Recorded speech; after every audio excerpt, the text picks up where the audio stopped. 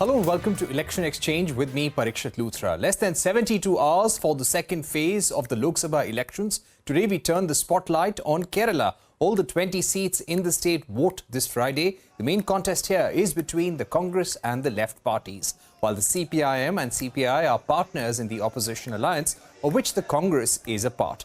There is no semblance of an alliance in Kerala. Rahul Gandhi, who is contesting from Wayanad, and Priyanka Gandhi have openly attacked Kerala Chief Minister Pinarayi Vijayan, and he has also returned the favour. Congress won 15 of the 20 seats in the state in 2019. The left parties won only 2.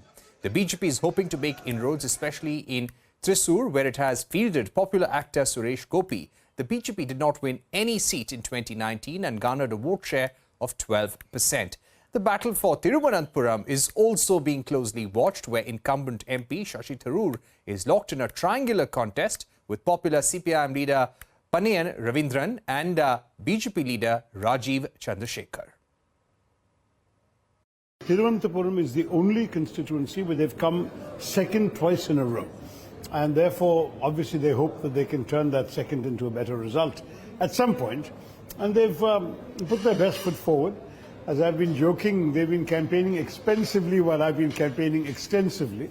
But I'm not sure the result is going to be what they hope. In some ways, are you happy that Rajiv Chandrasekhar is your opponent? Because, both of you are like non-politician politicians. He's a technopreneur, you're a former diplomat.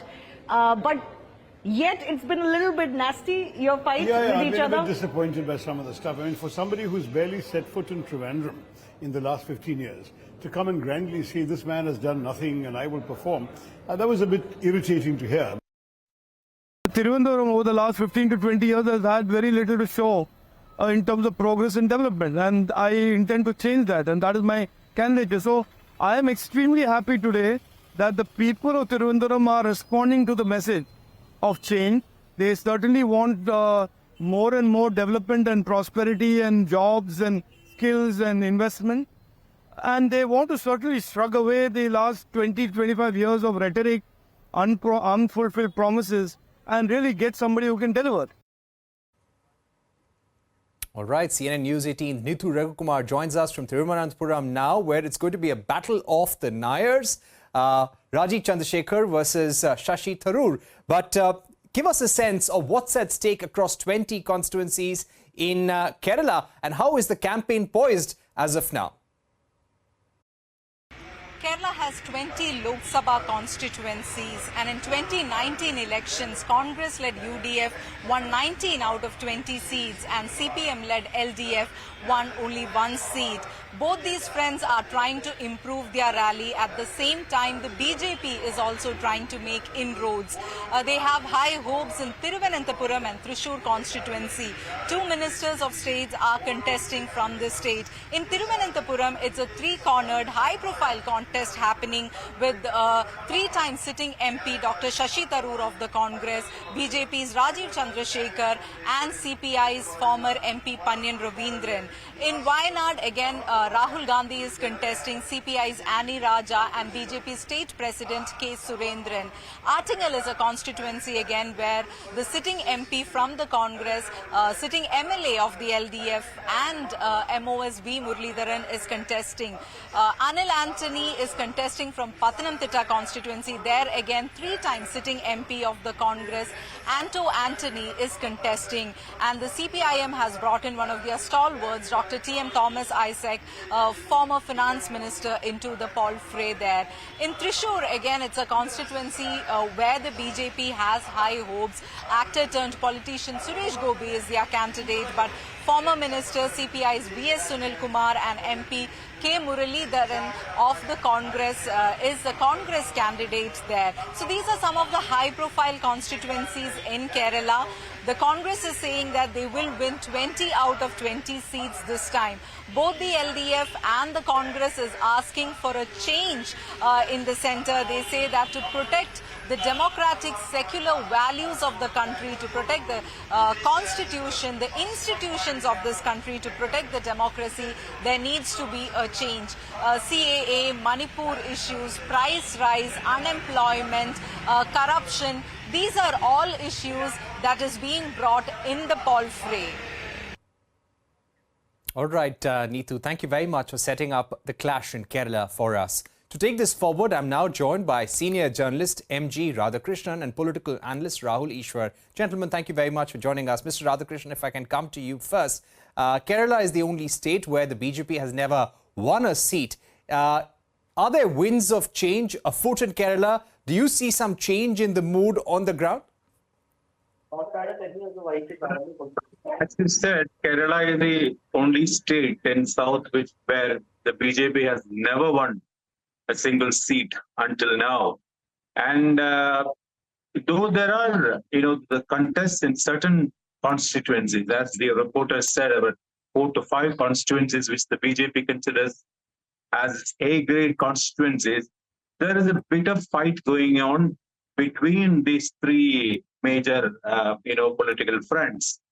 But I don't think that any particular seat where BJP has a very easy chance at all. And in Trivandrum, in the capital Thiruvananthapuram is actually the constituency where the contest is the sharpest. And as this is the only seat among the 20 where the BJP came second in the last election and the election before that. So now that with the candidature of Rajiv Chandrasekhar, actually this has become a very hot seat. And Shashi Tharoor, who has already completed a hat-trick here, is trying for the 4th time. And he was absolutely formidable in the beginning. But with the entry of Rajiv Chandrasekhar, the match has become quite unpredictable. Right. Thank you very much for those opening remarks, Mr. Radhakrishnan, and continue being with us. Let me also get in Rahul Easwar at this point. Rahul, when it comes to demographics, Kerala votes very differently. The politics of Kerala is different from the rest of the country. Do you think the Prime Minister's campaign pitch at a national level, the attack against the opposition, is going to have some impact for the BJP on the ground in Kerala, especially with the Hindu community? The Izavas are the largest Hindu community and make up 23% of the population, and the sizable number of Muslims and Christians as well. First of all, it's a great privilege to sit with Sri MG Radhakrishnan sir, who has grown up watching with great respect. Second, Parikshit, just like you said, 2 or 3 points. Trivandrum is a majority Nair Nadar constituency. Nair community or the forward caste Hindu community is very strong here. Both Shashi Tharoor and Sri Rajiv Chandrasekhar belongs to that community. We also have a very sizable Nadar community here, even though the last person of a prominent Nadar origin to win was Neelaudas and Nadar back in 1980.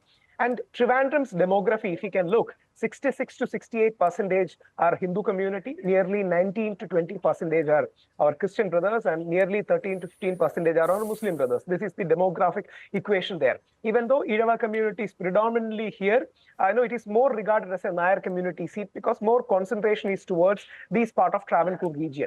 And, if we check the Trivandrum constituency, we have Kazhakootam, Vatiyurkava, Thiruvananthapuram, Nemam, Parshala, Kolam, and Neyyatikara. These are the major assemblies that is being covered. Prime Minister Narendra Modi is trying to tap into the Hindu-Christian vote banks in a major way. That's the reason why he was connecting with the Christian bishops in a very meaningful and deep manner. But unfortunately, due to the Manipur issues and all fiascos, there is some kind of a dampening that has really happened. But Sri Narendra Modi is a hugely popular brand. Even though BJP will increase seats, it is still doubtful how many seats will come. They may increase votes for sure. But brand Modi is a very strong presence even in Kerala because he has a pan-Indian appeal and he has rightly reached out to Kerala many times. He has frequently visited Kerala in the past years, came to the wedding of Suresh Gopi's daughter. Thrissur and Trivandrum will be the more focusing constituency that have. Kerala's demography is definitely a huge bottleneck for BJP, but yes, brand Modi is the positive trump card that they will have. Okay, so brand Modi is the trump card for the BJP. Mr. Radhakrishnan, if I were to come to you, when it comes to the India alliance at a national level, the CPIM, the IUML, the Congress are all a part of the larger opposition alliance. But in the state of Kerala, we're seeing a continuous spat between Pinarayi Vijayan, the chief minister, and also Rahul Gandhi. Rahul Gandhi is asking why the ED is not going after the Kerala chief minister. How do you think this spat between allies at a national level, foes at a regional level is going to impact the election campaign? Well, as my young friend Rahul has just said, that Kerala is a very special sort of state in various respects. But what there is nothing new in what you've just mentioned, because Kerala has always had this familiar pattern of it's a completely bipolar polity, where the UDF led by the Congress and the LDF led by the CPM are actually completely dominating the political scene.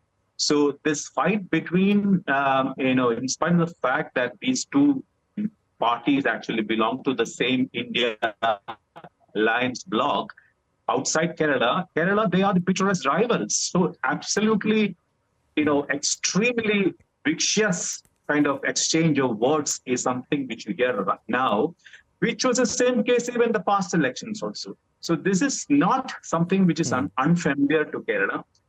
Although Rahul Gandhi was, slightly more soft on the left at the beginning, I think the party has actually put pressure on him to be more belligerent, and he has just, sort of opened up in his, in his attack against Pinarayi Vijayan and the CPM. But I think that particular, phenomenon need not have any special kind of impact on anything else, because this has been the familiar story for the longest time in Kerala. So there's nothing new in this. So I don't think there is any, any special or new impact that will be generated because of the kind of, spat that you see between these two leaders.